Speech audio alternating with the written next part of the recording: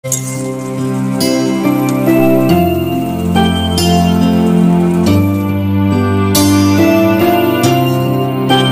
এখন বাজারে ঢেলে বিক্রি হচ্ছে, কিছুদিন পর কিন্তু আর এটা পাওয়া যাবে না। তো তোমরাও চটপট এই রেসিপিটি একবার করে দেখতে পারো। আর এই রেসিপি করতে হলে সিম বীজটাকে সারা রাত জলে ভিজিয়ে রাখতে হবে। তারপর এইভাবে খোসাগুলোকে আলাদা করতে হবে, একটা একটা করে প্রত্যেকটা খোসা আমি এইভাবে আলাদা করে নিয়েছি। তারপর এই দেখো সম্পূর্ণটা আলাদা করা হয়ে গেলে ভালো করে ধুয়ে নিয়েছি। এইবার এদিকে ফুলকপি আর ছোট ছোট করে আলুও কেটে নিয়েছি এই রেসিপিটি করার জন্য। তোমরা চাইলে এটাকে অন্যরকমভাবেও করতে পারো। তো এইদিকে সিম বীজটাকে আমি প্রথমে সেদ্ধ করে নেব। সিম বীজটাকে আমি প্রায় 15 থেকে 20 মিনিট এইভাবে 1 চামচ লবণ দিয়ে সেদ্ধ করে নিয়েছি। তো মোটামুটি সেদ্ধ হয়ে গেল আমার, এটা এবার নামিয়ে নেব, জলগুলো ঝরিয়ে রেখে দিতে হবে। এবার এইদিকে একটা কড়াই খুব ভালো করে গরম করে নিয়েছি, তাতে বেশ কিছুটা সর্ষের তেল দিয়ে দিয়েছি। এবার এর মধ্যে আমি প্রথমে আলুগুলোকে দিয়ে ভাজবো, আর আলু ভাজার জন্য সামান্য একটু নুন দিয়ে দিলাম। নুন দিয়ে বেশ কয়েক মিনিট এইভাবে নেড়ে চেড়ে ভেজে নেব।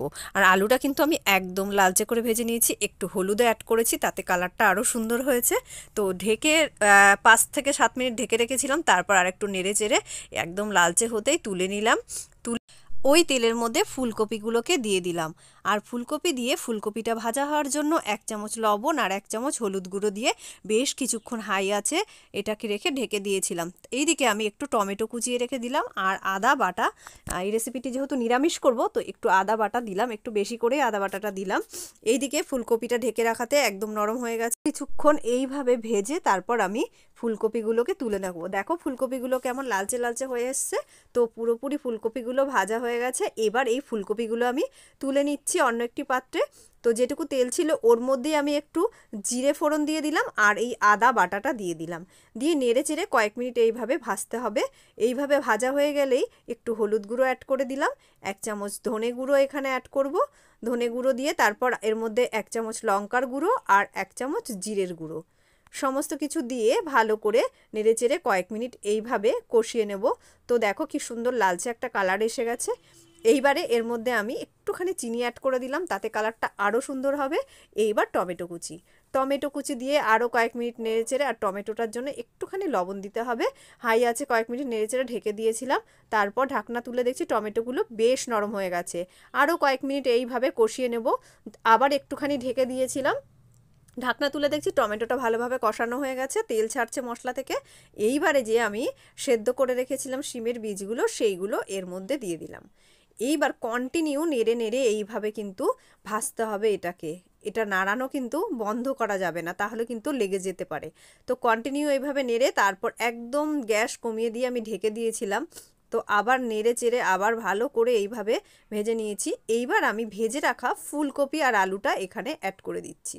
ফুলকপি আলু দিয়ে আরও কিছুক্ষণ প্রায় 5 মিনিট আরও একটু কষিয়ে নিলাম। এতে করে কি যত বেশি কষানো হবে এটার স্বাদ কিন্তু তত ভালো হবে। তো এইভাবে কষাতে কষাতে যখন এটা বেশ ভালোভাবে হয়ে আসবে, তখন আমি এর মধ্যে জল অ্যাড করব। আর যে এমনি নর্মাল জল তো অ্যাড করতেই পারি, আমি যে বাটিটার মধ্যে মশলা রেখেছিলাম সেই বাটিটা ধুয়ে একটু জল দিয়ে দিলাম, আরও 1 বাটি এখানে জল অ্যাড করলাম, দিয়ে হাই আছে এটাকে রেখে দেবো বেশ কিছুক্ষণ। তো এইভাবে ফুটতে ফুটতে আবার একটু নেড়ে চেড়ে আবার কিছুক্ষণের জন্য আমি ঢেকে দিয়েছিলাম, দেখলাম সমস্তটা সেদ্ধ হয়েছে কিনা। তো এগুলো ভালোভাবে সেদ্ধ হয়ে গেলে একটু চামচ দিয়ে কয়েকটা আলু আর শিম বীজটাকে ঘেটে দিলে আরও গাঢ় হয়ে যাবে, আর খেতে কিন্তু আরও সুস্বাদু হবে। আর প্রয়োজনে কিন্তু তোমরা নামানোর আগে একটু গরম মশলা তো অবশ্যই দেবে, একটু চিনিও কিন্তু দিতে পারো। তো রেডি হয়ে গেল আমাদের আজকের এই সিম বীজের রেসিপি। তোমরা যদি কেউ করে থাকো এইভাবে অবশ্যই কমেন্ট করে জানিও। আর কেমন লাগলো আমার এই আজকের রেসিপি অবশ্যই কিন্তু জানিও। আর ভালো লাগলে চ্যানেলটিকে ফলো করো।